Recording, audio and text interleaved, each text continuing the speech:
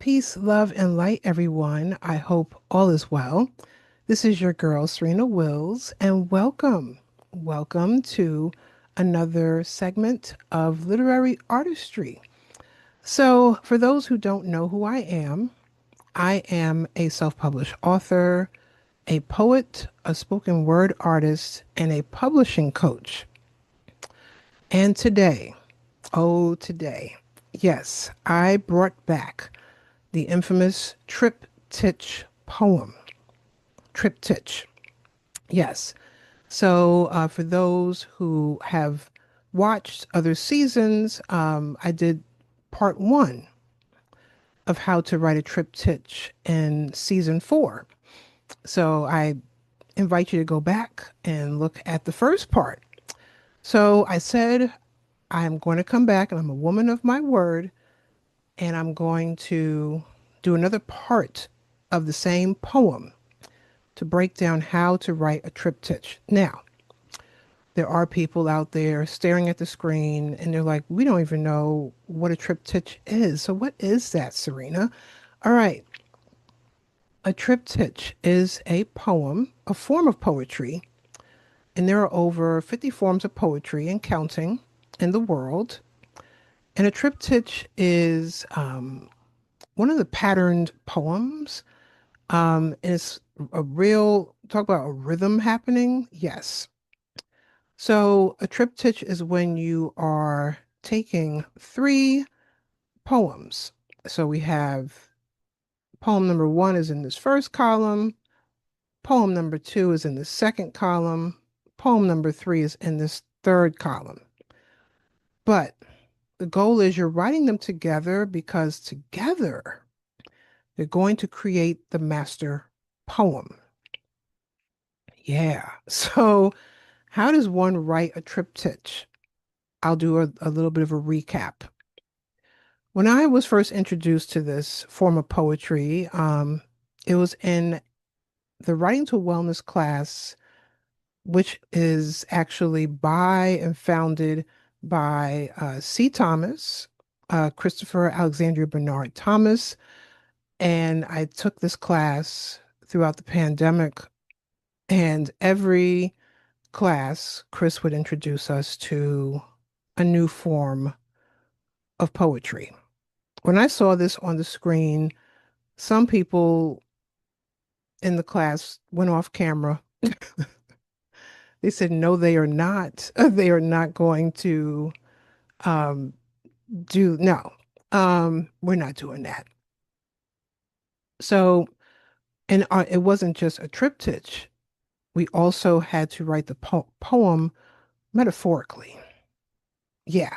So we had to use metaphor, which is another form of poetry. And you can use more than one form of poetry together. I said, okay. So the form of poetry was a steaming pot of water when it comes to your passion, your purpose. So I remember when I first started writing I thought I could just write three different poems and make them go together. No. So I learned from a wonderful friend and fellow poet, Chris Kay, who was in the same class as me. You kind of write them simultaneously together and then make them into three different poems, but all the while you're making one master poem. So I remember when I wrote another triptych, which I'm still working on, to start writing it that way. So what you would do with a triptych is you're going to start with the first poem. Now this is midway through the poem, so the top part we did that in the last season. So the first line is like that good pot of stew where the aroma escaped. So that's the line. Now, instead of writing the whole poem and saying, okay, now I'm going to write the second poem and the third poem like I did originally and make it go together, let's just say I had to like somewhat scrap half this poem and start over. So this first line, like that good pot of stew where the aroma escaped. So then I hopped over to the second poem, smelling good. Okay, so this is now a line in the second poem, but I'm starting to write it going across, as you can see, because the master poem is going across line by line. And then you eventually will read the entire poem in its entirety together. So we have the first line from the first poem, like that good pot of stew where the aroma escaped, smelling good. Now we're in third poem, bubbling over, exploding lyrically. So I broke it down over here. The blue is the first line, the first poem. The yellow is the second poem. The gray is the third poem. So for some people, like, I need to see it physically. Besides the columns, how is it going to look when it all is in one? So blue is the first, yellow is the second poem, gray is the third poem. Or for those who just want to use numbers, say, okay, I'm going to use the first poem, line from the first poem, number one, line from the second poem, number two, and a line from the third poem, poem number three. Okay, so some people may just need numbers, or you may use letters. Okay, so let's go back to how to write it. So then I wrote, spreading my writing from place to place, pouring out like tons of seasonings over your favorite meal, getting accepted into anthologies. So I'm like, okay, this sounds good going across, but it also sounds good going up and down because I have to remember the poem needs to sound good as its own. Maybe one day I just want to recite poem number one. I don't want to talk about poems number two and three. So if poem number one stood on its own, how would it read? So, like that good pot of stew where the aroma escaped, spreading my writing from place to place, invited to open mics, and even featured. My fingers to my laptop. Now I'm publishing, teaching skills to others. So that's poem number one by itself. And you want to do that for each one. How do they each sound on their own? And how does it sound going across line to line? Yeah, it's a lot. It's a lot going on at the same time. Okay. So I like it. And then there was some tweaking I had to do because I want to make sure that it sounds good also going across. So we left over spreading my writing from place to place, invited to open mics and even featured. My confidence began boiling, steam seeping out of the pen to paper.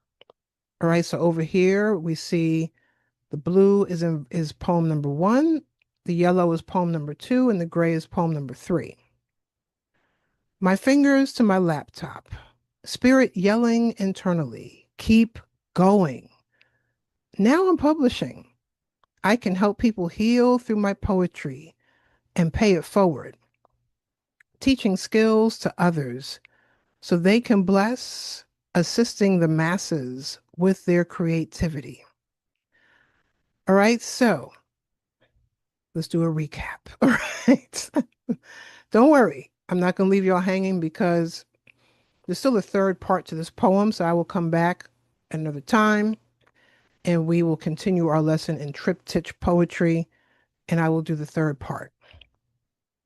So you have the first poem, the second poem, and the third poem. Like that good pot of stew where the aroma escaped. All right, that's the first line from the first poem. Smelling good. Second poem. Bubbling over, exploding lyrically. Third poem.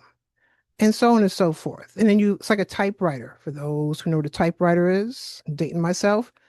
But Microsoft Word, you go to the next line. All right, so spreading my writings from place to place. Poem one. Pouring out like tons of seasonings over your favorite meal. Poem two. Getting accepted into anthologies. Poem number three. And you do that until you get to the very end.